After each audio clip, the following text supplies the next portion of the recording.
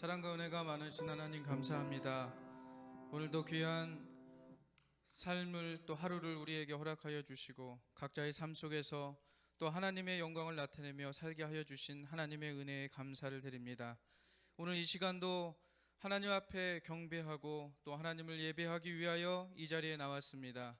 우리의 마음과 정성을 다하여 주님 앞에 이 시간 예배드리게 하여 주시고 하나님께서 들려주시는 말씀에 아멘으로 순종하며 말씀대로 살아갈 수 있는 하나님의 은혜의 사람들이 될 수 있도록 축복하여 주시옵소서.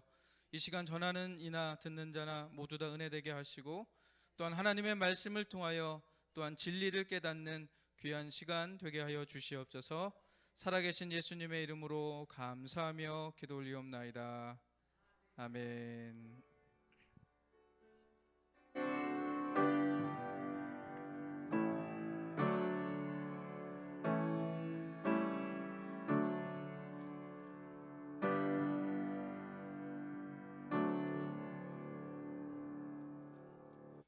이 시간 우리 함께 나눌 하나님의 말씀은 구약성경 맨 마지막에 있는 말라기서 4장 1절부터 3절에 있는 말씀입니다. 말라기서 4장입니다.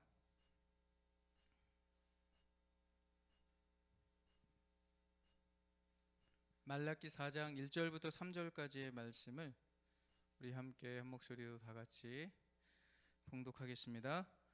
만군의 여호와가 이르노라. 보라, 용광로 불 같은 날이 이르리니 교만한 자와 악을 행하는 자는 다 지푸라기 같을 것이라. 그 이르는 날에 그들을 살라 그 뿌리와 가지를 남기지 아니할 것이로되 내 이름을 경외하는 너희에게는 공의로운 해가 떠올라서 치료하는 광선을 비추리니 너희가 나가서 외양간에서 나온 송아지 같이 뛰리라. 또 너희가 악인을 밟을 것이니 그들이 내가 정한 날에 너희의 발바닥 밑에 채와 같으리라. 만군의 여호와의 말이니라. 아멘. 할렐루야. 담임 목사님께서는 우리 이번 주 교단 총회가 있으셔서 총회를 진행하고 계시고요. 또 마무리하고 또 여러 가지 일들이 있으셔가지고 이번 주 한 주간은 출타 중에 계십니다. 우리 목사님의 사역을 위해서 늘 기도하시는 우리 모두가 되기를 바라겠습니다. 자, 월급날이 되면 월급날을 기다리는 사람들이 있고 또 이 월급날이 다가오는 것을 두려워하는 사람들이 있습니다. 어떤 사람이 월급을 기다릴까요? 직장인들이죠. 그럼 어떤 사람들이 월급날이 다가오는 것을 두려워할까요? 사장님들. 어떤 중소기업 사장님이 이런 이야기를 했습니다. 무슨 월급날이 이렇게 빨리 돌아오냐고. 월급을 주고 뒤로 돌아보면 또 다음 달 월급 줄 것을 걱정하고 있다고 이렇게 하면서 정말 요즘에 사업하기가 너무너무 힘들다라는 이러한 말을 하는 사람이 사장님이 있습니다. 자, 부디 우리 생명수생교회에서 사업하시는 우리 성도님들은 부디 사업이 날마다 잘 돼서 월급을 줘도 늘 걱정 없이 늘 채워지는 그러한 하나님의 은혜가 우리 교회에 사업하시는 사업장에 가득하기를 주님의 이름으로 축복드립니다. 자, 이렇게 똑같이 찾아오는 내일의 날도 어떤 사람들은 기다리는 사람이 있는가 하면 또 다른 사람은 내일이 두려운 사람들이 있게 됩니다. 자, 그러나 진리는 그럼에도 기다려도 걱정해도 내일은 온다 안 온다? 온다는 것이 진리입니다.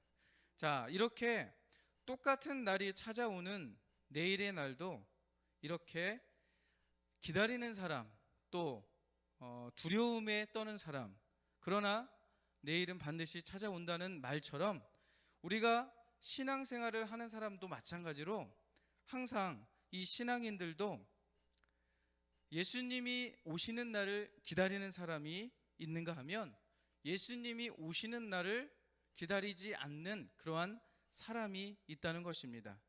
오늘 믿음을 가진 사람뿐만이 아니라 이 세상에 사는 모든 사람들에게는 하나님께서 똑같이 하나님의 날이 찾아올 것이다 라고 이렇게 성경에서는 우리에게 말씀해 주고 있습니다. 오늘 이렇게 믿음의 사람, 그 사람들은 하나님의 날을, 하나님의 때를 기다리면서 살아갑니다. 그러나 하나님을 믿지 않는 사람들은 하나님의 때를 기다리지 않고 살아가는 것을 보게 됩니다. 여러분, 하나님의 나라는 반드시 찾아온다는 것을 믿으시기 바랍니다. 자, 하나님의 나라가 반드시 오기 때문에 오늘 우리가 신앙생활을 하는 것입니다. 그리고 하나님의 나라가 반드시 찾아오기 때문에 이렇게 모여서 우리가 예배하고 있는 것입니다. 또한 하나님의 나라가 반드시 찾아오기 때문에 여러분, 우리가 예수님 믿고 고난당하고 고통을 받아도 참고 견디는 이유가 바로 재림하시는 하나님의 나라가 있기 때문에 오늘 우리가 신앙생활을 참고 인내하며 견뎌내고 있는 것입니다. 만약에 하나님의 나라가 있지 않는다면 우리가 예수님을 믿을 필요도 없고 또 예배를 드릴 필요도 없고 또 욕먹고 고난받을 필요도 없는 것입니다. 그러나 우리가 깨달을 것은 반드시 하나님의 나라는 도래하고 찾아온다는 것을 우리 믿으시기를 바라겠습니다. 다가오는 하나님의 날이 공포스럽고 저주스러운 그런 사람이 있는가 하면 다가오는 하나님의 나라를 기쁨으로 기다리는 사람들이 있습니다. 우리는 다가오는 그 하나님의 날을 기쁨으로 주님의 날을 기다리는 성도님들이 다 되시기를 주의 이름으로 축원드리겠습니다. 자, 하나님의 날은 반드시 찾아온다는 것을 우리가 다 믿고 알고 있습니다. 그렇다면 하나님의 그 날을 우리가 어떻게 준비하고 맞이해야 될까요? 오늘 본문의 말씀을 보게 되면 모든 사람들이 같은 날을 맞이하게 된다라고 이렇게 설명하고 있습니다. 즉 용광로의 불같은 날, 심판의 날이 맞이하게 될 거라고 이렇게 오늘 본문의 말씀은 우리에게 말해주고 있습니다. 그때에 두 분류의 심판을 받는 사람들이 있게 된다라고 성경은 우리에게 말해주고 있습니다. 첫 번째 사람들은 어떤 사람이냐? 바로 지푸라기 같이 그 뿌리와 가지가 모두 타버리고 아무것도 남지 않는 사람이 있는가 하면, 두 번째로 그 용광로 불같은 날에, 심판의 날에 치료하는 광선을 받아서 외양간의 송아지같이 기쁨으로 뛰어다니는 사람이 있을 것이다 라고 이렇게 두 부류의 사람을 설명하고 있습니다. 출애굽기 14장에 보게 되면 홍해 앞에서 두려움에 떨고 있던 이스라엘 백성들에게 하나님의 불기둥이 애국 군대를 추격하는 그 애국 군대를 저지해서 이스라엘 사람들과 가까워지지 못하도록 하는 그러한 말씀의 장면이 기록되어 있습니다. 용광로 같은 뜨거운 불기둥이 하나님을 대적하는 자들에게는 괴롭고 뜨거운 불이 되었지만 오늘 하나님을 따르고 신뢰하는 백성들에게는 오늘 낮의 해처럼 따스함과 기쁨을 전해주는 그러한 불기둥으로 나타나게 되었던 것을 보게 됩니다. 자, 그렇다면 오늘 어떤 사람들이 지푸라기처럼 다 타버리고 심판을 받는 사람이 될까요? 오늘 본문 1절에 보게 되면 그 사람들은 이런 사람이다라고 설명하고 있습니다. 즉 교만하고 악을 행하는 자들이 바로 지푸라기처럼 다 타고 없어질 것이다 라고 이렇게 설명하고 있습니다. 자, 교만하고 악하다는 것은 무엇을 말할까요? 바로 하나님을 인정하지 않는 사람들을 의미하고 있습니다. 하나님이 어디 있느냐라고 하는 사람들, 하나님 없이도 내 능력으로 살 수 있다고 말하는 사람들, 그리고 나의 선행으로 또 착한 행실로 천당에 가고 극락에 갈 수 있다라고 말하는 모든 사람들, 또한 바리새인들처럼 하나님의 말씀을 가감하고 자기 식대로 잘못 해석하는 그러한 많은 사람들, 그리고 예수님 말고도 또 다른 곳에 구원이 반드시 있다라고 이렇게 이야기하는 모든 사람들을 가르쳐서 하나님은 교만한 사람이다라고 이렇게 말하고 있습니다. 하나님은 에스겔 26장에서 교만한 자는 심판하신다라고 이렇게 말씀하고 있습니다. 또한 베드로전서 5장 5절에도 하나님은 교만한 자를 대적하시되 겸손한 자에게는 은혜를 주시느니라라고 이렇게 말씀하셨습니다.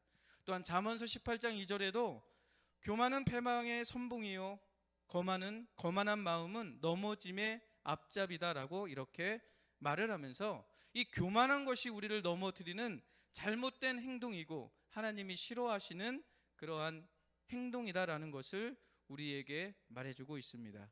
사랑하는 성도 여러분, 그러기에 믿음을 가진 자들도 언제 어느 때에 교만을 갖고 넘어지게 될지 모릅니다. 성경에 보게 되면 출애굽하던 이스라엘 백성들이 하나님 앞에 불평을 했습니다. 그리고 이스라엘의 초대 왕이었던 사울 왕이 교만해서 제사장이 오기 전에 그가 제사를 먼저 드리는 그러한 교만을 저지르게 됩니다. 또한 가나안 땅에 살던 이스라엘 백성들이 자기 생각에 옳은 대로 행했다라고 사사기서에 기록되어 있습니다. 또한 신약에서도 바리새인들을 향하여서 외식하는 자, 그리고 회칠한 무덤 같은 신앙생활을 하는 사람들이라고 이렇게 지적을 받았습니다. 그들이 신앙이 없었을까요? 아닙니다. 그들은 하나님이 선택한 백성들이었고 하나님이 주신 물법을 지키던 사람들이었습니다. 또한 그들은 유대인으로 하나님 한 분 외에 그 어떤 다른 신들도 믿지 않았던 사람들이었습니다. 그러나 그들을 향해서 오늘 예수님은, 하나님은 그들을 질책하고 책망하셨습니다. 왜일까요? 바로 하나님의 마음, 하나님의 뜻에 따라서 그들이 신앙생활을 한 것이 아니라 자기의 생각대로, 자기의 판단대로 하나님의 율법과 하나님의 말씀을 해석했기 때문에 그들은 하나님으로부터 교만하다라는 이러한 말을 듣게 된 것입니다. 자, 그렇다면 오늘 이 말씀을 통해서 우리의 신앙생활도 한번 돌아봐야 합니다. 나는 내 멋대로 성경을 해석하고 내 잘못을 합리적으로 이게 합당화시키지 않고 있는가? 나는 내 편의대로 신앙생활을 하고 있지 않은가? 내 일을 먼저 하고 하나님의 일을 나중에 하고 있지는 않은가? 우리는 한 번씩 우리의 신앙을 점검해 봐야 합니다. 영화 중에 밀양이라는 그런 영화를 아마 보신 분들이 있을 겁니다. 거기에 보게 되면 죄를 지은 사람이 감옥에 가게 되는데 그 감옥에서 예수님을 영접하고 하나님 앞에 회개의 기도를 했다라고 하면서, 그렇기 때문에 나는 하나님으로부터 용서를 받았고 나의 죄는 하나도 없어졌다. 그렇기 때문에 오늘 내가 잘못한 사람에게 죄를 용서를 구할 필요가 없다라고 이렇게 이야기를 합니다. 자, 그 이야기를 들은 전도연이라는 피해자, 이 피해자가 한 말이 있습니다. 어떤 말이냐 하면, 내가 용서하기도 전에 하나님이 용서하셨대. 어떻게 이럴 수 있지? 라고 하면서 하나님이 계시더라도 내가 먼저 나에게 사과를 해야 할 사람이 나에게 사과 한마디 안 해야 하고 나는 죄가 없다라고 이렇게 자기 멋대로 해석하는 그러한 장면이 나오는 것을 보게 됩니다. 자, 하나님은 인간의 상식과 인격에서 벗어나는 분이 아니십니다. 상식 이하이거나 상식 밖의 일을 하시는 분이 아닙니다. 바로 하나님께서는 이렇게 우리 인간과 사람이 생각하는 그러한 상식을 벗어나는 그러한 분이 아니시라는 것입니다. 오늘 하나님의 참뜻, 하나님의 마음을 잘 헤아려 항상 겸손함을 가지고 신앙생활하는 저와 여러분들이 되시기를 주님의 이름으로 축원드리겠습니다. 오늘 하나님은 교만한 사람들, 이러한 사람들을 하나님께서는 지푸라기처럼 심판하시겠다라고 이렇게 말씀하셨습니다.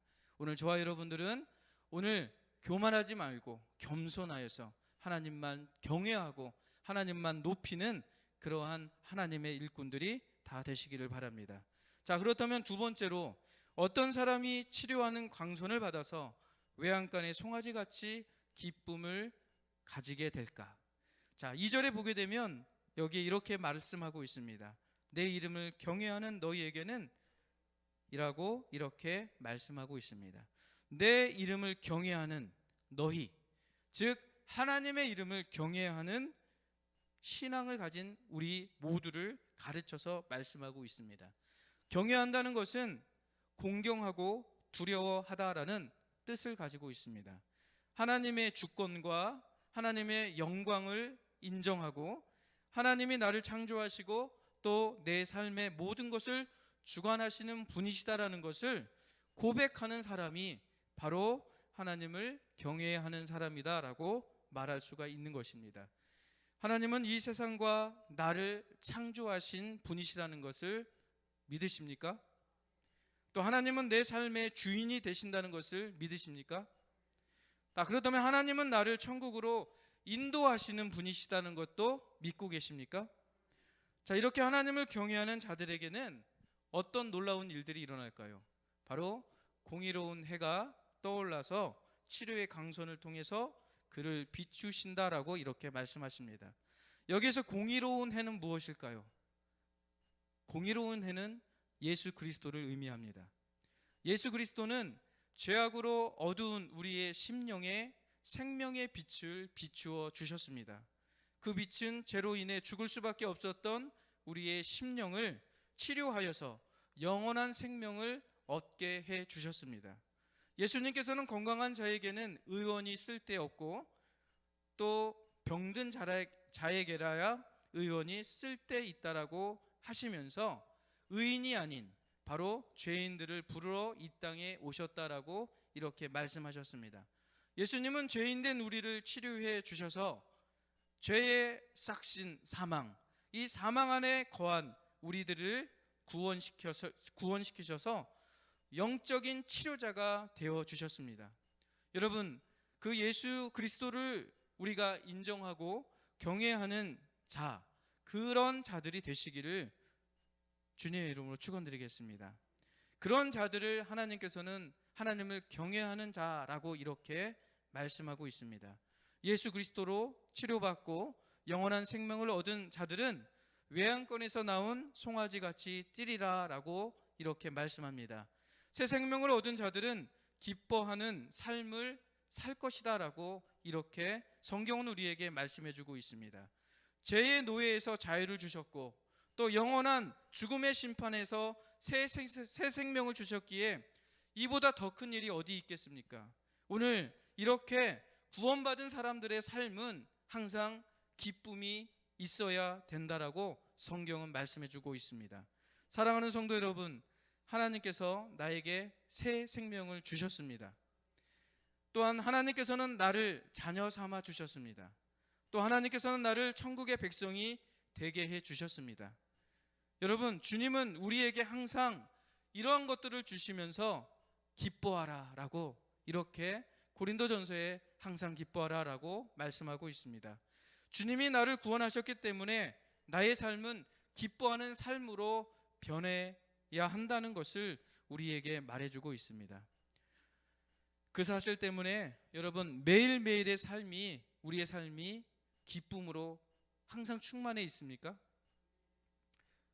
아니면 아직도 매일매일의 삶이 고되고 또 고통스러운 삶을 살고 계십니까? 내 삶의 기쁨을 얻기 위해서는 어떻게 해야 될까요? 오늘 본문의 말씀처럼 하나님을 경외하라라고 이렇게 말씀하셨습니다. 그분을 인정하고 나의 삶을 형통케 하는 분이라는 것을 고백하는 순간, 또 하나님을 신뢰하는 순간 바로 우리 주님의 공의로운 해가 떠올라서 우리들의 마음, 우리들의 고된 마음, 또 슬픈 마음을 치료해 주시고 또 기쁨을 주신다라고 이렇게 말씀하고 있습니다. 오늘 여러분들 삶 속에 아직까지 기쁨이 없다면 오늘 우리에게 기쁨을 전해주시는 예수 그리스도를 인정하고 고백하는 저와 여러분들이 되시기를 바랍니다. 예전에 내가 처음 예수님을 만날 때는 기쁨이 있었고 늘 감사가 있었는데 시간이 지나면서 내 마음속에 감사가 무뎌지고 또 기쁨이 적어졌다라는 분들이 있다면 다시 한번 우리의 신앙을 점검해 봐야 합니다. 내 마음속에 다시 신앙이 굳어져 가고 있고 또 믿음이 굳어져 가고 있다는 것을 깨달아야 합니다. 우리의 심장이, 우리의 간이 가장 무디다라고 합니다. 그래서 3분의 2 정도의 아픔이 있어야 비로소 고통을 느낀다라고 합니다.